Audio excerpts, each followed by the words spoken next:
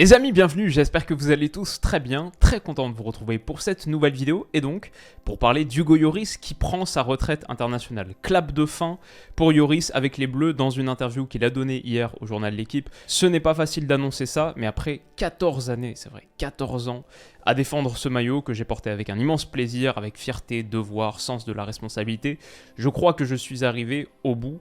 J'ai décidé d'arrêter ma carrière internationale avec le sentiment d'avoir tout donné. Et je pense que c'est important de l'annoncer maintenant, à 2 mois et demi du début des qualifications à l'Euro. C'est vrai qu'on joue Pays-Bas et Irlande courant mars, par respect pour le sélectionneur et les joueurs pour les laisser partir sur de nouvelles bases. Il explique aussi quand il a pris sa décision, j'ai commencé à en parler après la finale, après les fêtes. Mon frère était là, Gauthier, défenseur du Havre, et après le match, déjà je lui ai dit « je pense que j'ai joué mon dernier match ». Mais donc voilà pour les faits, la question que j'ai envie de poser dans cette vidéo, et que j'ai surtout envie de substancier, parce que pour moi la réponse elle est claire, oui, Hugo Lloris est une légende de l'équipe de France. Pourquoi? Bon, d'abord parce qu'il est l'homme des records, 145 sélections avec les Bleus, il est le recordman de sélection en équipe de France. 121 en tant que capitaine, 121 avec ce brassard, c'est aussi le record des Bleus. 20 matchs de Coupe du Monde disputés par Hugo Lloris, c'est le record des Bleus et c'est le record de l'histoire pour un gardien de but, juste devant Manuel Neuer 19 et Sepp Maier 18. 11 victoires d'affilée en Coupe du Monde quand on combine 2018 et 2022 parce qu'il n'était pas là sur la défaite contre la Tunisie, troisième match de phase de groupe 2022, donc 11 victoires consécutives. C'est aussi un record qu'il co-détient avec Ronaldo Nazario, Ronaldo le Brésilien, et puis bien sûr cette image, bon, elle est gravée à vie dans nos rétines, dans nos souvenirs, et ça fait de lui un très très grand homme du foot français, un des deux seuls avec Didier Deschamps à avoir soulevé ce trophée en portant la tunique des Bleus. Peut-être qu'on peut revenir un petit peu sur l'histoire, je la trouve cool, intéressante, quand même c'est un gars qui est là depuis 2008, 14 ans passés avec le maillot des Bleus, ça c'est sa première sélection contre l'Uruguay donc en 2008. À partir de 2009, il devient titulaire en dépassant Steve Mandanda. Quelle image, la jeunesse sur le visage des deux, assez dingue. Il joue la Coupe du Monde 2010, il la dispute en tant que titulaire, connaît le fiasco de Naïsna, réagit dans la foulée en jugeant stupide la grève des Bleus et rebondit très bien après cet épisode en devenant le capitaine de Laurent Blanc, puis en conservant le brassard sous Didier Deschamps. Il aura joué 7 grands tournois et je pense que Hugo Lloris, si je dois dire le truc qui marque le plus, c'est que c'est un homme de grands tournois. Sa carrière en club n'est pas particulièrement étincelante, elle ne fait pas de lui un des grands gardiens du XXIe siècle. Par contre, ce qu'il a réalisé dans les phases finales de grands tournois, dans les tours à élimination directe de grands tournois, bon ça c'est l'élimination en 2014, mais quand je pense à Lloris, moi la première image qui me vient, c'est son arrêt sur la tête de Cáceres contre l'Uruguay, peut-être le plus grand arrêt de sa carrière, un des plus grands arrêts de l'histoire de l'équipe de France. La manœuvre, c'est bien frappé. L'arrêt, ça vaut un but. L'arrêt du Lloris. Ça, c'était en quart de finale. En demi-finale, il stoppe aussi le tir d'Alderweireld en se détendant superbement. Pour l'instant, attention, c'est retourné. L'arrêt encore. Il en fait un par match au moins. Ah oui. Et puis le tournoi que Lloris fait en 2022, notamment contre l'Angleterre, en stoppant les tentatives de Kane puis de Bellingham. De son partenaire de Liverpool. Et Hugo Lloris une première fois. Oui, cette fois, il la touche. Il y a aussi cette parade fantastique contre le Maroc. Dans mon analyse d'après-match, le retourné acrobatique d'El Yamik, pour moi, il atterrit sur le poteau. En fait, non, c'est Lloris qui le sauve. Giroud qui protégeait le premier poteau et le deuxième poteau qui renvoie. Et puis même en finale, sur la frappe de Messi dans le Money Time, il réalise une autre parade fantastique. Messi, pas maintenant. Pas maintenant. Hugo Lloris. Alors bien sûr, il y a aussi quelques bémols. Hugo Lloris en bleu, c'est aussi des choses ratées, des moments à côté desquels il est passé, les 2 séances de tir au but contre la Suisse, mais surtout celle contre l'Argentine, il n'y a pas si longtemps, qui reste encore un souvenir très très douloureux, 0 arrêt sur 9 tentatives. Bon, si on est parfaitement honnête, on doit dire c'est vrai qu'il a arrêté un penalty dans le match contre la Suisse avant la séance de tir au but, dans le temps réglementaire, mais bon, pas en réussite sur cet exercice où son taux d'arrêt est très faible, inférieur à la moyenne des autres gardiens. On peut dire aussi que son jeu au pied a jamais franchement convaincu. Il y a eu cette bourde contre Mandzukic, mais même globalement face à la pression, ça pouvait être un petit peu difficile parfois de s'en sortir grâce au jeu au pied d'Hugo Lloris. Peut-être que là on voit ça, on parlait de la finale contre l'Argentine, dans l'ensemble, en finale de grands tournois, il n'a pas été en si grande réussite que ça, contre le Portugal aussi. Il peut faire sans doute un petit peu mieux sur le but d'Eder après s'être blessé quelques secondes plus tôt.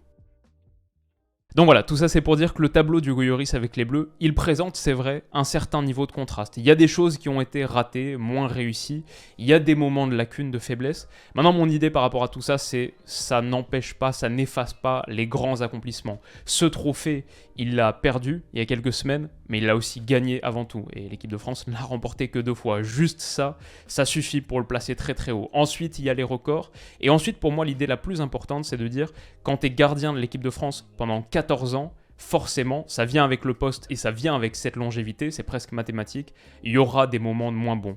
Mais dans l'ensemble, quand on regarde ses performances en phase finale, les moments importants contre l'Uruguay, contre la Belgique en 2018, contre l'Angleterre, contre le Maroc en 2022, il a répondu présent, et il y en a d'autres aussi, à l'Euro 2016, en Coupe du Monde 2014.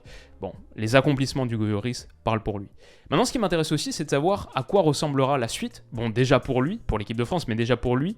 À Tottenham, est-ce qu'il est très très proche de la fin? En gros, est-ce que c'est une retraite internationale qui précède que de quelques mois seulement sa retraite totale et définitive? Pour lui, non. Avoir été le gardien de l'équipe de France pendant 14 saisons et demie, c'est clair, c'est fort, mais c'est épuisant aussi sur le plan mental, et j'espère me dégager un peu de temps qui va me permettre de continuer à jouer au plus haut niveau pendant plusieurs années. Il est sous contrat avec Tottenham jusqu'en 2024, que j'aurai un peu plus de fraîcheur. Dans les 4 ou 5 mois à venir avec Tottenham, j'ai envie de vivre des choses fortes, finir dans le top 4 de Premier League, et faire un truc fort en Ligue des Champions, en FA Cup aussi, mais en Ligue des Champions, ça m'intéresse beaucoup, parce que le 8e de finale qui va jouer là dans 1 mois, et puis 2 mois, match aller, match retour, c'est contre l'AC Milan, de qui? De Mike Maignan, qui est blessé actuellement, donc on verra s'il sera rétabli. Mais ça, c'est une bonne transition vers le futur de l'équipe de France, qui prendra la relève des Bleus post-Hugo Lloris. A priori, c'est Mike Maignan qui a seulement 27 ans, 27-28, je dirais 27, qui est sans aucun doute possible le meilleur gardien français à l'heure actuelle. Je pense que l'équipe de France ne perd pas au change, au contraire.